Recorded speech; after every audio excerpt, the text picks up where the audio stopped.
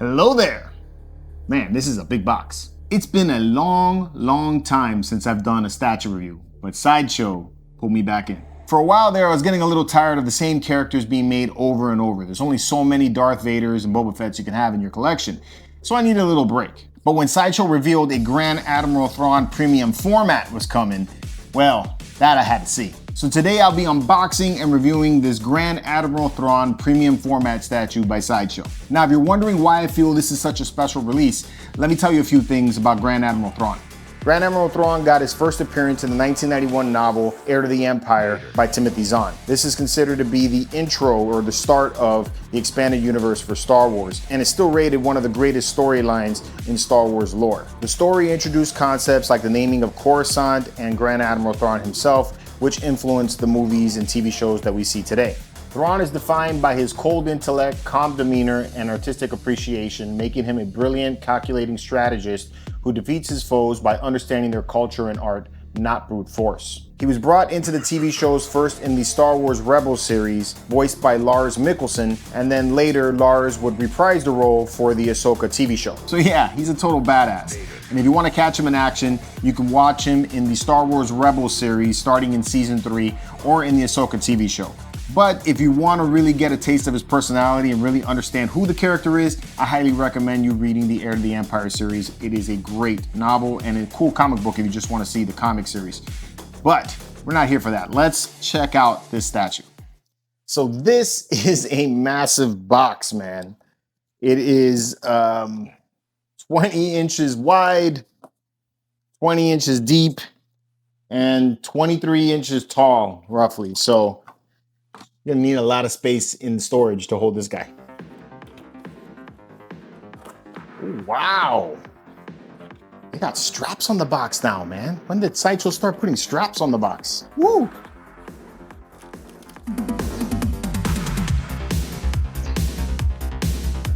Okay, that ain't working. Let's do the old-fashioned way.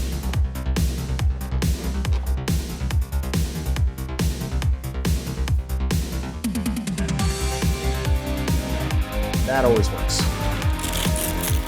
Listen to that.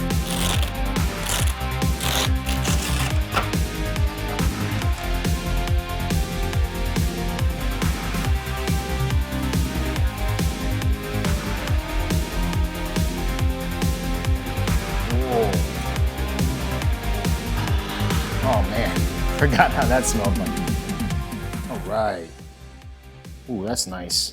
It's got a like a plastic film protecting this. It's not just like regular paper, like this is tissue paper. This has got kind of like a plastic. That is the throne, and it looks like maybe part of his body's already in it. Let's check out these portraits. You got like a separate foot. Check out the boot. All right, stitching, man. That's nice. So it looks like that just keys in. Okay.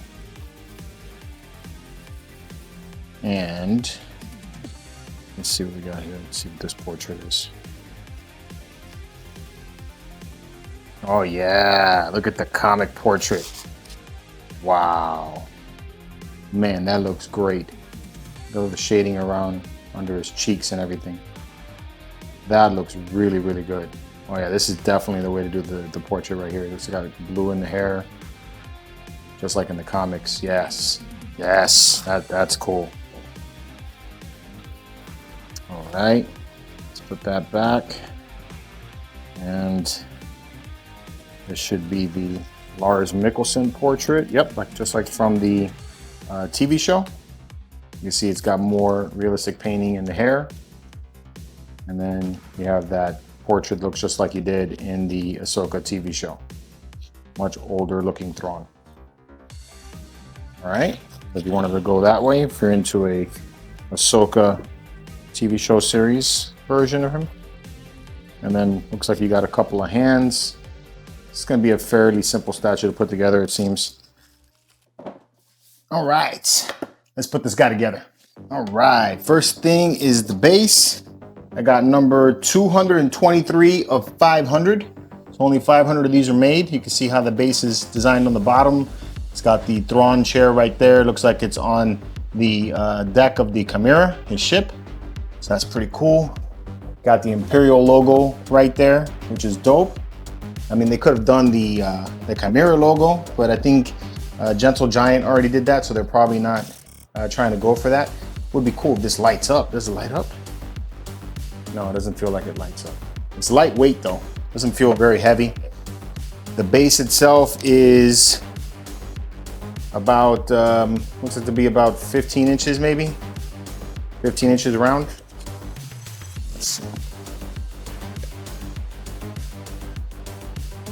Try not to put that metal on there. Yeah, about 14 3/4 inches round circumference. So you need about that for space. And then it's got a key right here where the chair is going to plug right into. Man, this is where all the weight is in the chair. But man, does this look good. Oh, I really like that they put the body into the chair so it like forms right in. And then there's the key. All right, so just plug right in like that. Okay, can't forget his boots. So how is that gonna go in there? Probably gotta lift them up a little bit to get it in. Let's see. Okay. Oh no. Can you just slide in like that? The other one. Hey, look at that. And the boots actually hit the base. That's awesome. How about that? You got two sets of hands. You got one that look more like the comic version like this. It's got kind of like a lighter blue. And then you have this one right here, which looks more like the TV show version.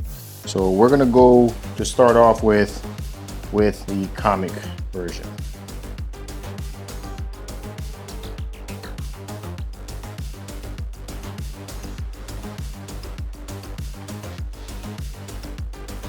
And last but not least, the portrait. Yeah.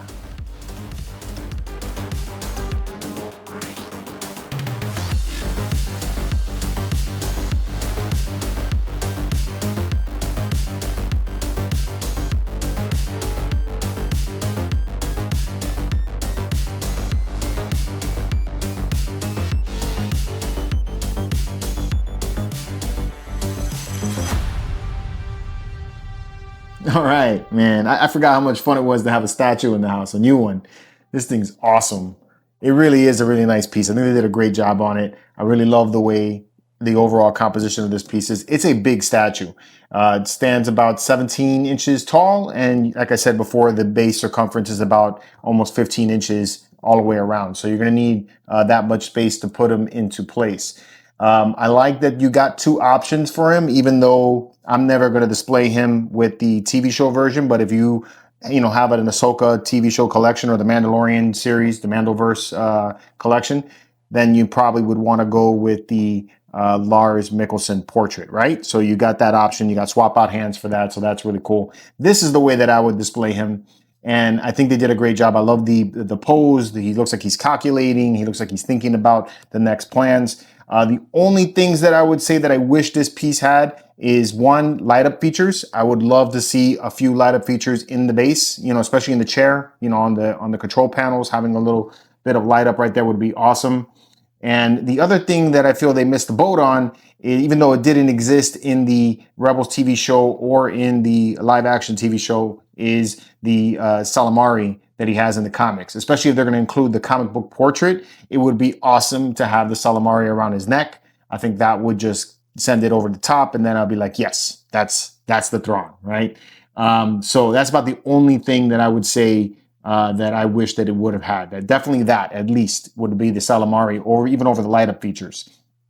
Otherwise, I really like how he's relaxed and sitting in this chair. I like that the boots touch the floor and it all matches up. I thought it was a great idea to put the overall body molded into the chair. It's because he looks like he's sunk into it, which I think it came out really, really good.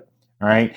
You got this Imperial style base, which is awesome. It looks very clean and, you know, just like it came off the deck of a Star Destroyer. And then you have nice details in the chair. There's rivets, and then, you know, all of the design that goes into that. And I also like that you have this like matte black finish to the base, and also at the base of the chair. But then the chair itself has this high gloss, so, you know, gives it kind of a contrast right there. So that's really cool, and you can see the shine as it goes all the way around. So that's really nice. Good details in the boots. I was pretty surprised to find out that you didn't have to actually lift him back up to put the boots on first before you put him into place. It kind of just slides right in, which is good. And I like that he's leaned back and looks kind of relaxed there. You know, the boots aren't planted firmly down. It's kind of just like lingering right over the top, but it definitely touches the floor. And you got all the details in the boots. You have the stitching, you got folds and all that, which looks great. And it's painted really nicely. So all of that came out really good. No bleeds or anything like that. The overall outfit has texture in it, which is contrast to the boots. They're nice and smooth. And you got folds there as well, which look great. The belt came out real nice. You got his designation as the Grand Admiral right there, which is super cool. And I really love the way they molded and painted the actual leather in the chair. You can actually see the sculpting and the texture in it that just gives it that whole feel that it's a leather chair. So I think that came out pretty nice too. But the portrait, I think, especially on this one, looks really cool because you got that nice shading right around the cheekbone, which is really nice, you know, and around the jaws, which came out really good. It gives him that more sinister look, which it looks great. And he's got these, you know, beady red eyes, which is cool. I also like that the hair is painted like the comics. So it has those blue lines in it that gives it that whole comic book vibe. So that came out good too. Yeah, really, really cool piece. Only 500 of these were made, which is, so it's pretty limited, especially for a Sideshow piece. I think that's pretty cool. Kind of on the expensive side, I would say. $900, I think, is what this thing costs, which is, you know, I think maybe 800 and change. It was like 900 when it came down to the second payment and the shipping. Shipping wasn't too bad though. It was like $30 in shipping. And oddly enough, tariffs. I really was expecting the tariffs on this to be very high, you know, especially considering the value, the price of the statue. But it really wasn't that bad, as it pretty much paid the same amount that I would pay for a Hot Toys figure. Like I think it was like $25 or $30 is what I paid for the tariff. So it wasn't so bad. But, you know, it's cool to have a limited piece like this in the collection. I really don't see them making another Grand Admiral Thrawn in the future. And I would like to see if, you know, those people that got more talent than me, make a Salamari that we can put behind his neck, is because I think, like I said, once you have that, it'll be fantastic. But that's my thoughts on it. You know, it's still available at Sideshow. So if you wanted to pick it up, I'll leave a link in the description below for you guys to get to it. Let me know what you guys think about this one. Which portrait would you go with, by the way? I'm curious about that. Let me know about that in the comments. That's more important. Would you go with the Lars Mikkelsen portrait, or would you go with the comic book version like me?